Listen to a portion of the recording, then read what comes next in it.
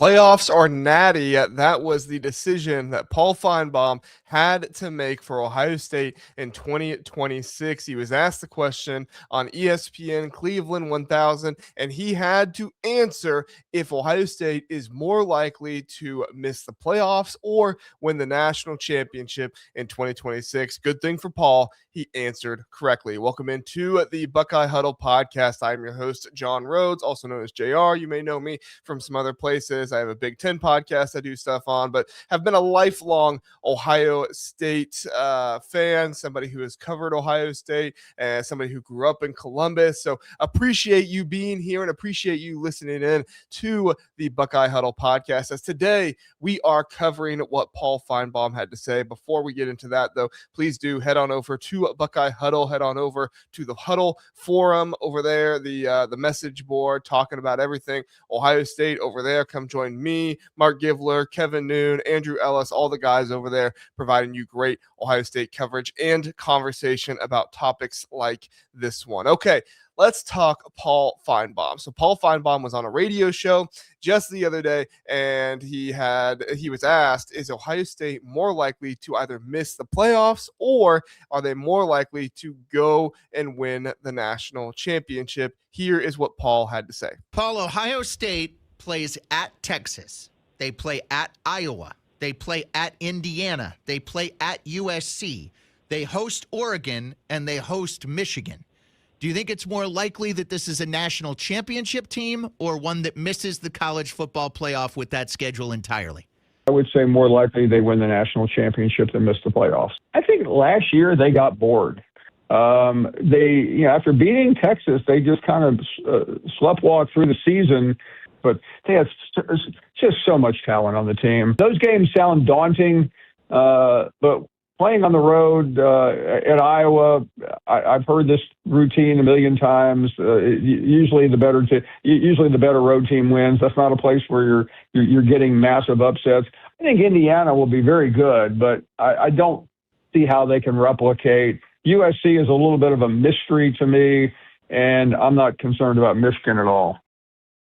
Okay, so some interesting stuff there from Paul Finebaum. His answer to the question is that Ohio State more likely to win the national championship than miss the playoffs, which is a bit of a controversial take in college football right now, if you pay attention to kind of what everybody's saying about Ohio State and their schedule and everything else, which is, brought on upon by Ohio State fans somewhat. Ohio State fans, including myself, believe that Ohio State has the toughest schedule in the nation. I think that there are some other Big Ten schedules that are very difficult in there, especially when you look at bye weeks and other things like that. But there's no doubt that Ohio State, at the very least, has a top 3 most difficult schedule in the nation, and it's either 1 or 2 in the Big Ten, just kind of how you look at stuff and how things play out. So obviously, Paul Finebaum, confident in the talent of Ohio State. He believes that last year had a bit of boredom. We'll get to that here in a minute after the Texas win. And then, he kind of felt like, it wasn't Ohio State's best, effort throughout the entire season. I guess you could say he didn't use the word effort, but he did use the word boredom. And, Paul Finebaum, it does behoove him to act like Ohio State will not have any issue missing the playoffs or anything like that, as much as Paul Finebaum did come out and give the Big Ten their credit when they've won the last 3 national championships. He's still an SEC homer at heart. He's still somebody that wants to prop up the SEC and all those things more than anything else. And his boredom take certainly does, go into that aspect of it all, because if you look here, I have the 2026 schedule brought up, but let's go to the 2025 one. This schedule looked more difficult at the beginning of the season than it actually was, right? You had Texas at the beginning of the year. Well, part of that was Texas's fault, because Texas was a 3-loss team last year that many people thought should have gotten into the playoffs, but they're going to say that Texas missed the playoffs because they lost to Ohio State. No, Texas, the reason you missed the playoffs was because you lost to Florida. And guess what? Ohio State does not lose to teams like Florida, at least not very often. And so as long as Ohio State wins the games they're supposed to win this year, and if they lose a few games, but they're the toughest games in the schedule, I think they should be fine. So Texas loses the game to Ohio State. Ohio State wins that one, Grambling, Ohio. The at Washington game looked more difficult because of Washington, how good they've been at home, but Ohio State obviously took care of that. At Illinois looked more difficult when Illinois looked like a top 10 team at the beginning of the season. Obviously did not finish out that way. Penn State was a shell of themselves.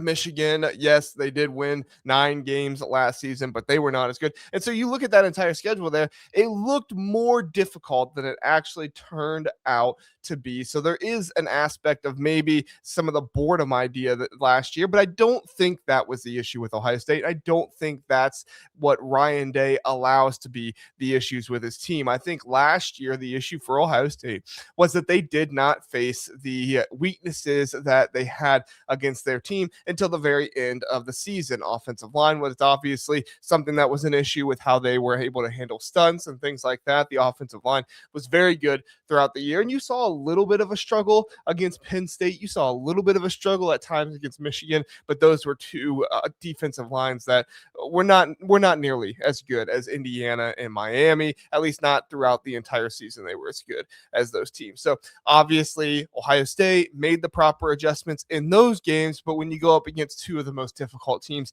in the nation, on the defensive line, you're going up against Miami, going up against Indiana, and those are two difficult situations, especially with how much those teams have movement on their defensive line. Miami does a little bit more of the natural stunting. Indiana does much more of the kind of pick and roll. I know it's a basketball term, but that's kind of what they do with their defensive line. One of the interior defensive linemen will pick and push the offensive lineman the opposite way of where he's originally trying to go, and then that will allow the defensive end to pull into the inside, get pressure up the middle. We'll have to show you a film on it one of these days. And that was something that was difficult for Ohio State, and that was something that Tyler Bowen just quite frankly was not a good enough offensive line coach to coach out of his guys. And I hate to say that. I like Tyler Bowen's recruiting. I think that he's done a wonderful job there, but it does seem like Tyler Bowen is one of these guys that's going to have some more support. Come in, Arthur Smith. And I think that's going to be huge. You heard me talk about that on the last episode,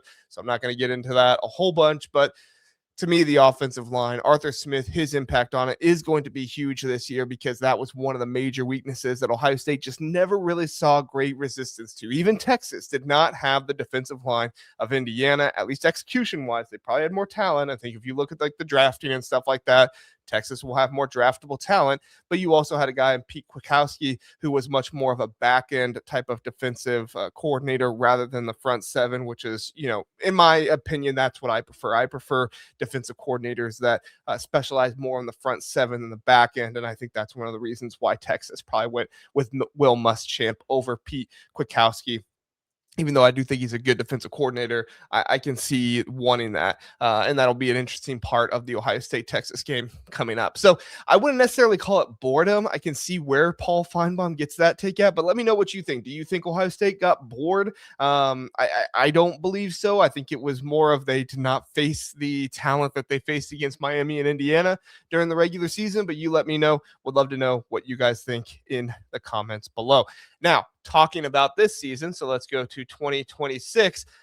Paul Finebaum references the strength of the schedule, but Paul Finebaum doesn't necessarily seem to agree that the schedule is as difficult as maybe some people have it out to be. So Finebaum used the 2025 Texas game, the win there, to talk about the 2025 season and then to go into the 2026 Texas game a little bit. It is at Texas. That's something that, needs to be considered. So no doubt Ohio State has one of the most difficult out-of-conference games in the nation. No question there. And then from there, you get Illinois again. Illinois does not return Luke Altmaier. They are, putting in a lot of lower level guys on their defensive line. I do not think Illinois will be a problem for Ohio State this year. Not that they necessarily were a problem last year. There were a few things here and there that, made them a little bit more competitive, but this is not the Illinois team of what they had last year. Iowa is a very interesting subject. A lot of people looked at this Iowa team last year, what they were. Iowa does return the least amount of starters of anybody in the Big Ten, though. I believe they have 8 starters returning on both sides of the ball. And so that is one of the least amount. I believe it is the least amount when I was looking at it of all Big Ten teams. On top of that, they're currently going through a quarterback battle with 2 quarterbacks in Ryan Hecklinski and Hank Brown, who have not started games. And when Hank Brown did play last year in relief of Mark Gronowski, he was not very good. And so I think that this Mark Gronowski did a lot more things than maybe some people are giving him credit for. A lot of people will say, oh, Mark Gronowski, he couldn't throw the ball. Well, that might be true. He also didn't have the wide receivers until you saw at the end of the season when he did have guys against like Vanderbilt. You watch against that Vanderbilt team who did not have a very good defense. He was able to throw the ball against them. They have a receiver named Reese Vanderzee who was really good in that game, did a good job. But the thing with Iowa is that Iowa is they actually have the worst record against teams when they are an underdog at home since 2017 in the Big Ten. Since 2017 in the Big Ten as a home underdog, they are 6-14-2. That's against the spread. So that's not like win total record or whatever, but against the spread, they are 6-14-2. If you look at win-loss record there for Iowa from since 2017, let me bring this up so I make sure I have it. The win-loss record as home underdog. I gotta do Big Ten. Should have had this all ready beforehand.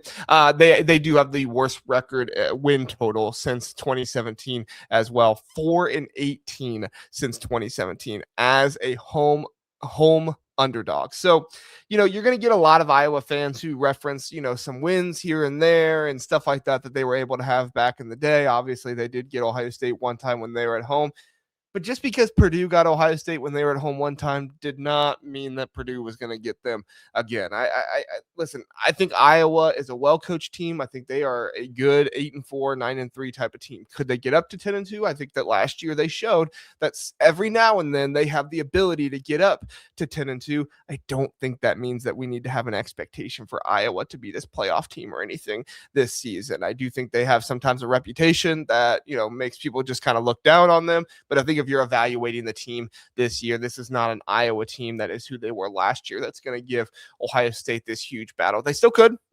Kirk Ferentz is a good coach. Phil Parker is a good defensive coordinator, but I think you need some higher level athleticism to do that to a team like Ohio State out there. So we will see. Next big one at Indiana on the 17th. Thankfully, Ohio State does get a bye week before going at USC, so you don't get at Indiana, at USC back-to-back weekends. You do get a bye week there, but at Indiana, that's going to be a huge game. Listen, a lot of this is going to be what Indiana can be without Fernando Mendoza. I think that Indiana still has a lot of talent on their team, but they have lost a lot of that star talent. So can Indiana get the star players to replace the star players? Yes, they have Charlie Becker Jr. They have Charlie Becker.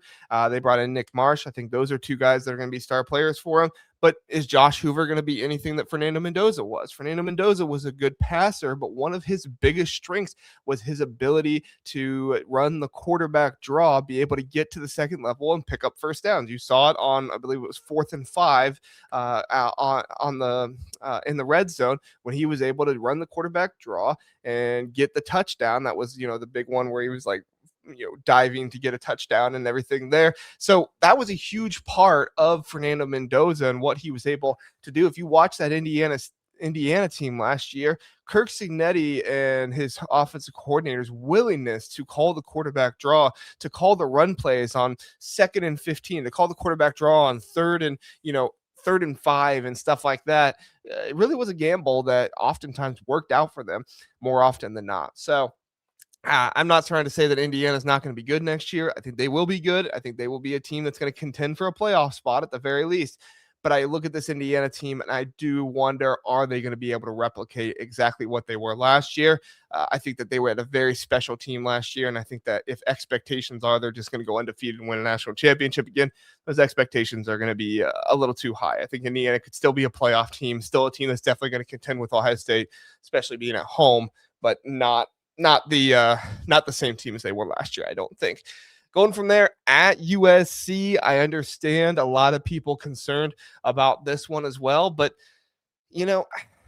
I think the biggest thing that has me concerned here is more so the travel than anything else. Like if we're just being honest, I mean, don't get me wrong. I think USC has a good team. I think Jada Maava is a good experienced quarterback. They have good offensive line, returning offensive linemen and things like that. King Miller is an underrated running back. Wayman Jordan is an underrated running back from what he was last year as well. So I do think they have some players on this team that's a little underrated, but it's still Lincoln Riley, right? It's still Lincoln Riley. Maybe Gary Patterson brings in some magic, but Gary Patterson's not Matt Patricia, if we're just being honest. So I like this USC team. I think this USC team has an opportunity to go 9-3, 10-2, maybe make the playoffs this year. But I'm not going to be, very confident in USC to get the win here. So you look at all this, and then Michigan, obviously, at the end of the season, Oregon, the game after that against USC. That Oregon game, although it's at home, is probably the one I'm honestly the most concerned about, just because you do get at Indiana by at USC and then Oregon. I feel better if you had like Northwestern there between Oregon and USC, but them's the breaks. You got to move on with it and address it as you can. Oregon, they're going to be a good team. If you look at the schedule and Ohio State ends up going, 9-3, Texas almost made it last year, 9-3. Alabama did make it 10-3 last year. So if Ohio State does somehow lose to Texas, Indiana, and Oregon, this is still a playoff team. And if you learned anything from the year before when Ohio State was going up against teams in the playoffs after losing to Oregon and losing to the team up north, you learn that Ryan Day is going to be able to turn it on at the end of the season. I think he tried to turn it on against Miami, and I do think there were some glimpses against Miami. If they would have been able to get the ball rolling a little bit more, I think they would have won that game against Miami. But one thing that Miami did in that game that was pretty underrated is they were able to make the negative plays, make the turnovers when they needed to get Ohio State, off balance and not as set up as well as they were. So if I had to pick, I agree with Paul Finebaum. I think Ohio State is more likely to win a national championship than they are to miss the playoffs. And you know what? FanDuel and the betting odds agree with me. If you go to the FanDuel and see, well, I guess I don't know. I haven't compared them, so I don't know if they agree with me yet. So hold on, let me double check. Ohio State on FanDuel, highest odds to win the national championship at plus 550. Odds to miss the playoffs, they actually are plus 200. So the FanDuel odds would disagree with me there, but we'll have to see how it plays out, how it happens this season. Ohio State has a very tough schedule in 2026, but let's not kid ourselves. This is still the Ohio State Buckeyes. This is still the best run program in the nation. This is still the most talented program in the nation. This is still a program with the best duo, a defensive and offensive coordinator, and Robbie Disher, special teams coordinator. I think when Ohio State gets their coordinators all together, it can be really, really special. And I think looking at this season, Matt Patricia, Arthur Smith, you look at the years before when they didn't do as well. You had Brian Hartline as offensive coordinator. You had Kerry Combs as defensive coordinator. You had Jim Knowles in his first year there. And I think Arthur Smith is better than Jim Knowles. I just do. I think Arthur Smith is better than Jim Knowles. And so looking at this entire thing, I gotta say, Ohio State more likely to win the national championship than to miss the playoffs. We'll see what it looks like in 2026. Let me know what your thoughts are, what your comments are. Please do like, subscribe here to Buckeye Huddle. If you're listening on podcasts, share it. Please let people know about the podcast feed that they can go listen. Apple Podcasts, Spotify, Spreaker, all those different places. Wherever you can find podcasts, you can find the Buckeye Huddle podcast and get it there. Once again, I am Jon Rhoades, also known as JR. Go follow me on JR's_rankings, Twitter, all those different places. Appreciate you being here, everybody. Have a good one. We'll see you next time.